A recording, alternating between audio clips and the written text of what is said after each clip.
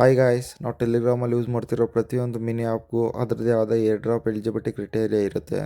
Mini app ಅಂದರೆ ಏನಿಲ್ಲ, ನಾವು ಯೂಸ್ ಮಾಡ್ತಿರೋ ಮೆಮಿಫೈ ಬಾಟ್ ಅನ್ನೋದು ಒಂದು ಮಿನಿ ಆ್ಯಪು. ಅದೇ ರೀತಿ ಪಿಕ್ಸೆಲ್ ವರ್ಸ್ ಅನ್ನೋದು ಮಿನಿ ಆ್ಯಪು. ಈ ರೀತಿ ನಾವು ಯೂಸ್ ಮಾಡ್ತಿರೋ ಪ್ರತಿಯೊಂದು ಬಾಟ್ನ ಟೆಲಿಗ್ರಾಮಲ್ಲಿ ನಾವು ಮಿನಿ ಆ್ಯಪ್ ಅಂತ ಕರಿತೀವಿ. ಏರ್ ಡ್ರಾಪಲ್ಲಿ ಎಲಿಜಿಬಿಲಿಟಿ ಕ್ರಿಟೇರಿಯಾ ತುಂಬ ಇಂಪಾರ್ಟೆಂಟು. ಏನಕ್ಕಂದರೆ ಪಿಕ್ಸೆಲ್ ವರ್ಸ್ ಅನ್ನೋದು ರೀಸೆಂಟಾಗಿ ಏರ್ ಡ್ರಾಪ್ ಅನ್ನೋದು ಪ್ರೊವೈಡ್ ಮಾಡ್ತು. ಈ ಏರ್ ಡ್ರಾಪ್ ಅನ್ನೋದು ಡೈಲಿ ಗೇಮ್ಸ್ ಆಡಿ ಲೆವೆಲ್ ಅಪ್ ಮಾಡಿದವ್ರಿಗೆ ಮಾತ್ರನೇ ಪ್ರೊವೈಡ್ ಮಾಡ್ತು. ಆದರೆ ಪ್ರತಿಯೊಬ್ಬರು ನಾಟಕನ ಫಾಲೋ ಮಾಡ್ಕೊಂಡು ಜಸ್ಟ್ ಕಾಯಿನ್ಸ್ ಅನ್ನೋದು ಕಲೆಕ್ಟ್ ಮಾಡಿ ಇಟ್ಕೊಂಡಿದ್ರು. ಅಂಥವ್ರಿಗೆ ಏರ್ ಡ್ರಾಪ್ ಅನ್ನೋದು ಪ್ರೊವೈಡ್ ಮಾಡಿಲ್ಲ. ಪ್ರತಿ ಪ್ರಾಜೆಕ್ಟ್ಗೂ ಅದರದ್ದೇ ಆದ ಯೂನಿಕ್ನೆಸ್ ಇರುತ್ತೆ. ಅದನ್ನು ಅರ್ಥ ಮಾಡ್ಕೊಂಬಿಟ್ಟು ನಾವು ಟಾಸ್ಕ್ಗಳು ಕಂಪ್ಲೀಟ್ ಮಾಡ್ಕೊಂಡು ಹೋದರೆ ಆ ಪ್ರಾಜೆಕ್ಟಲ್ಲಿ ಏರ್ ಡ್ರಾಪ್ಗೆ ಕ್ವಾಲಿಫೈ ಆಗೋ ಚಾನ್ಸಸ್ ಜಾಸ್ತಿ ಇರುತ್ತೆ. ಇವಾಗ ಈ ವಿಡಿಯೋದಲ್ಲಿ ನಾವು ಟೆಲಿಗ್ರಾಮಲ್ಲಿ ರನ್ ಮಾಡ್ತಿರೋ ಪ್ರತಿಯೊಂದು ಮಿನಿ ಆ್ಯಪಲ್ಲಿ ಏರ್ ಡ್ರಾಪ್ಗೆ ಕ್ವಾಲಿಫೈ ಆಗಬೇಕಂದ್ರೆ ಇಂಪಾರ್ಟೆಂಟಾಗಿ ಯಾವ ಟಾಸ್ಕ್ಗಳನ್ನ ಕಂಪ್ಲೀಟ್ ಮಾಡಬೇಕು ಅನ್ನೋದನ್ನು ನೋಡೋಣ. ಅದಕ್ಕೂ ಮುಂಚೆ ಈ ವಿಡಿಯೋದಲ್ಲಿ ಹೇಳೋ ನಾನು ಪ್ರತಿಯೊಂದು ಪಾಯಿಂಟು ನಾನು ಫಾಲೋ ಮಾಡೋದು ಅಂದರೆ ನನ್ನ ಪ್ರಿಡಿಕ್ಷನ್ ಮಾತ್ರನೇ. ಯಾವ ಪ್ರಾಜೆಕ್ಟ್ ಕೂಡ ಅಫಿಷಿಯಲಾಗಿ ಅನೌನ್ಸ್ ಮಾಡಿಲ್ಲ, ನೀವು ಈ ಟಾಸ್ಕನ್ನು ಕಂಪ್ಲೀಟ್ ಮಾಡಿದ್ರೆ ಮಾತ್ರನೇ ಏರ್ ಡ್ರಾಪ್ಗೆ ಕ್ವಾಲಿಫೈ ಆಗ್ತೀರಂತ. ಸೊ ನೀವೇನಾದ್ರೂ ಈ ಪ್ರಿಡಿಕ್ಷನ್ನ ಫಾಲೋ ಮಾಡ್ತೀರಾ ಅಂದರೆ ಮಾತ್ರನೇ ವೀಡಿಯೋನ ಕಂಟಿನ್ಯೂ ಮಾಡಿರಿ, ಇಲ್ಲಾಂದರೆ ವೀಡಿಯೋನ ಇಲ್ಲಿಗೆ ಸ್ಟಾಪ್ ಮಾಡಿರಿ.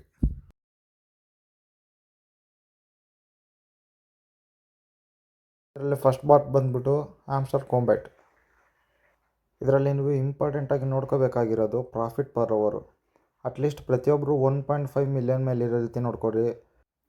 2 ಮಿಲಿಯನ್ ಮೇಲಿದ್ದರೆ ಇನ್ನೂ ಒಳ್ಳೆಯದು. ನೆಕ್ಸ್ಟ್ ಬಂದ್ಬಿಟ್ಟು ಡೈಲಿ ಟಾಸ್ಕಲ್ಲಿ ನಿಮಗೆ ಮಿನಿ ಗೇಮ್ ಅನ್ನೋದು ಹೊಸ ಟಾಸ್ಕ್ ಅನ್ನೋದು ಆ್ಯಡ್ ಮಾಡಿದ್ದಾರೆ. ಅದರೊಳಗೆ ನೀವು ಟಾಸ್ಕ್ ಕಂಪ್ಲೀಟ್ ಮಾಡಿಬಿಟ್ಟು ಕೀಸ್ ಅನ್ನೋದನ್ನು ಪಡಿಬೋದು. ನೀವು ಒಂದು ದಿವಸನೂ ಮಿಸ್ ಮಾಡ್ದಲ್ಲೇ ಡೈಲಿ ಕೀಸ್ ಅನ್ನೋದನ್ನು ಕ್ಲೈಮ್ ಮಾಡ್ಕೊತಾ ಇರ್ರಿ. ಈ ಕೀಸ್ನ ಕಲೆಕ್ಟ್ ಮಾಡೋದ್ರಿಂದ ಏನು ಯೂಸ್ ಅನ್ನೋದನ್ನು ಎಲ್ಲೂ ಅಫಿಷಿಯಲಾಗಿ ಅನೌನ್ಸ್ ಮಾಡಿಲ್ಲ. ನಿಮ್ಮ ಅಕೌಂಟು ಏರ್ ಡ್ರಾಪ್ಗೆ ಎಲಿಜಿಬಲ್ ಆಗಬೇಕಂದ್ರೆ ಅಟ್ಲೀಸ್ಟ್ 5 ಕೀ, ಇಲ್ಲಾಂದರೆ 10, ಇಲ್ಲಾಂದರೆ ಒಂದು 20, ಈ ಥರ ಏನಾದರೂ ಒಂದು ರೂಲ್ ಇಕ್ಬೋದು. ಹಂಗಾಗಿ ಪ್ರತಿಯೊಬ್ಬರು ಡೈಲಿ ಮಿಸ್ ಮಾಡ್ದಲ್ಲೇ ಕೀಸ್ ಅನ್ನೋದನ್ನು ಕಲೆಕ್ಟ್ ಮಾಡ್ತಾಯಿರ್ರಿ. ಇದಾದಮೇಲೆ ನೆಕ್ಸ್ಟು ಪ್ರತಿಯೊಬ್ಬರೂ ಅಟ್ಲೀಸ್ಟ್ ಒಂದು 5 ಸ್ಕಿನ್ಸ್ ಆದ್ರೂ ಪರ್ಚೇಸ್ ಮಾಡಿರಿ. ಪರ್ಚೇಸ್ ಮಾಡಿಬಿಟ್ಟು ನೀವು ಜಾಸ್ತಿ ಪಾಯಿಂಟ್ಸ್ ಕೊಟ್ಬಿಟ್ಟು ಯಾವ್ದು ಪರ್ಚೇಸ್ ಮಾಡಿರ್ತೀರೋ ಅದನ್ನು ಸೆಲೆಕ್ಟ್ ಮಾಡಿಕೊಡ್ರಿ, ಚೂಸ್ ಮಾಡಿಕೊಡ್ರಿ ಅದನ್ನು. ಇವಾಗ ಇಲ್ಲೊಂದು ಅನ್ಲಾಕ್ ಮಾಡ್ತೀನಿ. ಇವಾಗ ಇದೇ ನೀವು ಜಾಸ್ತಿ ಪಾಯಿಂಟ್ ಕೊಟ್ಬಿಟ್ಟು ಕಲೆಕ್ಟ್ ಮಾಡಿದರೆ ಇದನ್ನು ಚೂಸ್ ಮಾಡಿಕೊಡ್ರಿ. ಈ ಥರ ಅಟ್ಲೀಸ್ಟ್ ಒಂದು 5 ಮೇಲೆ ಸ್ಕಿನ್ಸ್ನ ಪರ್ಚೇಸ್ ಮಾಡ್ಕೊಂಡು ಜಾಸ್ತಿ ಪಾಯಿಂಟ್ ಕೊಟ್ಬಿಟ್ಟು ಪರ್ಚೇಸ್ ಮಾಡಿರೋ ಸ್ಕಿನ್ನ ಸೆಲೆಕ್ಟ್ ಮಾಡಿಕೊಡ್ರಿ. ಮತ್ತು ನಿಮ್ಮ ಅಕೌಂಟಲ್ಲಿ 25 ಮಿಲಿಯನು ಅಂದರೆ 25 ಕೋಟಿ ಪಾಯಿಂಟ್ಸ್ ಇರೋ ರೀತಿ ನೋಡ್ಕೊಡ್ರಿ. ನಿಮ್ಮ ಹತ್ರ ಏನಾದ್ರು 600 ಮಿಲಿಯನ್ ಮೇಲೆ ಪಾಯಿಂಟ್ಸ್ ಇದ್ದರೆ ಅದನ್ನು 1 ಬಿಲಿಯನ್ಗೆ ಮಾಡ್ಕೊಳೋದಕ್ಕೆ ನೋಡ್ಬಿಟ್ಟು ಲಾರ್ಡ್ ಲೆವೆಲಿಗೆ ರೀಚ್ ಆಗೋದಕ್ಕೆ ಟ್ರೈ ಮಾಡಿರಿ. ನೆಕ್ಸ್ಟು ಸೆಕೆಂಡ್ ಬಾಟ್ ಬಂದುಬಿಟ್ಟು ಟೈಮ್ ಫಾರ್ಮ್. ಇದರೊಳಗೆ ನಿಮ್ಮ ಕ್ಲಾಕ್ಸ್ನ ಕಂಪಲ್ಸರಿ ಅಪ್ಗ್ರೇಡ್ ಮಾಡಲೇಬೇಕು. ಇದಾದಮೇಲೆ ನೆಕ್ಸ್ಟ್ ಇನ್ನೊಂದು ಬಂದುಬಿಟ್ಟು ನಿಮ್ಮ ಪಾಯಿಂಟ್ಸ್ ಅನ್ನೋದನ್ನು ಸ್ಟೇಕಿಂಗಲ್ಲಿ ಇಡ್ತಾ ಇರ್ರಿ. ಮೂರನೇ ಬಾಟ್ ಬಂದುಬಿಟ್ಟು ಬ್ಲಮ್. ಇದರೊಳಗೆ ನೀವು ಡೈಲಿ ಗೇಮ್ಸ್ ಆಡ್ಬಿಟ್ಟು BP ಪಾಯಿಂಟ್ಸ್ ಅನ್ನೋದನ್ನು ಕ್ಲೈಮ್ ಮಾಡಬೇಕು. BP ಪಾಯಿಂಟ್ಸ್ ಅಂದರೆ ಬ್ಲಮ್ ಪಾಯಿಂಟ್ಸ್. ಕಂಪಲ್ಸರಿ ಅಟ್ಲೀಸ್ಟ್ ಒಂದು 75,000 ಮೇಲೆ ಇರೋ ಥರ ನೋಡ್ಕೊಳ್ರಿ ಪಾಯಿಂಟ್ಸ್ ಅನ್ನೋದನ್ನು. ನಿಮಗೆ ಡೈಲಿ ಚೆಕ್-ಇನ್ ಆಗೋದ್ರಿಂದ 7 ಟಿಕೆಟ್ಸ್ ಅನ್ನೋದನ್ನು ಕೊಡ್ತಾನೆ. ಅದನ್ನು ಯೂಸ್ ಮಾಡ್ಕೊಂಬಿಟ್ಟು ಈಸಿಯಾಗಿ 1000 ಬ್ಲಮ್ ಪಾಯಿಂಟ್ಸ್ ಅನ್ನೋದನ್ನು ಪಡಿಬೋದು. ಅದೇ ರೀತಿ ಟಾಸ್ಕ್ ಸೆಕ್ಷನಲ್ಲಿ ಹೋದರೆ ತುಂಬ ಟಾಸ್ಕ್ಗಳಿರುತ್ತೆ, ಅವನ್ನ ಕಂಪ್ಲೀಟ್ ಮಾಡೋದ್ರಿಂದನೇ ನಿಮಗೆ BP ಪಾಯಿಂಟ್ಸ್ ಅನ್ನೋದು ಬರುತ್ತೆ. ಈ ಥರ ಪ್ರತಿಯೊಂದು ಟಾಸ್ಕ್ನು ಮತ್ತು ಡೈಲಿ ಗೇಮ್ ಆಡ್ಬಿಟ್ಟು ಪಾಯಿಂಟ್ಸ್ ಅನ್ನೋದನ್ನು ಇನ್ಕ್ರೀಸ್ ಮಾಡ್ಕೊತಾ ಹೋಗ್ರಿ.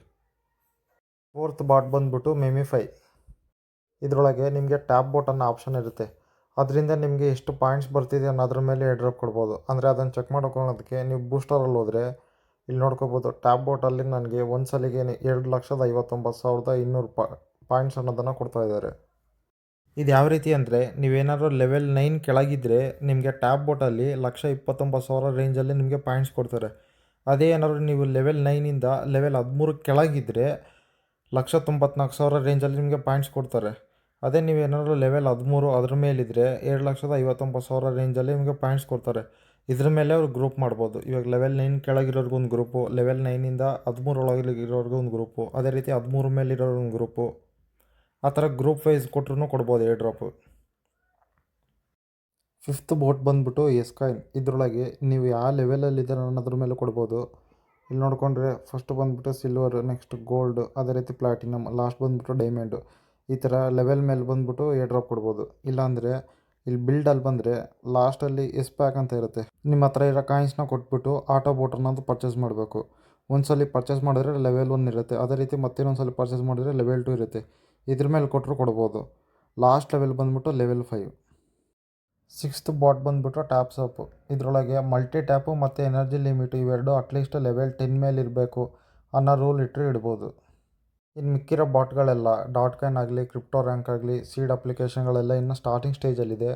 ಇದ್ರ ಬಗ್ಗೆ ಏನೇ ಐಡಿಯಾ ಬಂದ್ರೂ ನಾನು ಗ್ರೂಪಲ್ಲಿ ಶೇರ್ ಮಾಡ್ತೀನಿ ನಿಮಗೆ. ಈ ವಿಡಿಯೋದಲ್ಲಿ ನಾನು ಪ್ರಿಡಿಕ್ಟ್ ಮಾಡಿರೋದು ಜಸ್ಟ್ ನಾನು ಸ್ಪೆಕ್ಯುಲೇಷನ್ ಅಷ್ಟೇ. ಇದು ನಿಜನೂ ಆಗ್ಬೋದು, ಸುಳ್ಳು ಆಗ್ಬೋದು. ಬೇಕಾದ್ರೆ ನೀವು ನಾನು ಪ್ರಿಡಿಕ್ಟ್ ಮಾಡಿರೋದನ್ನು ಅಪ್ಲೈ ಮಾಡ್ಬೋದು. ಅದ್ರ ಮೇಲೆ ನಿಮ್ಗೆ ಏನೇ ಐಡಿಯಾಸ್ ಬಂದ್ರೂ ಅದನ್ನು ಅಪ್ಲೈ ಮಾಡ್ಬೋದು. Thanks for watching. Jai Hind.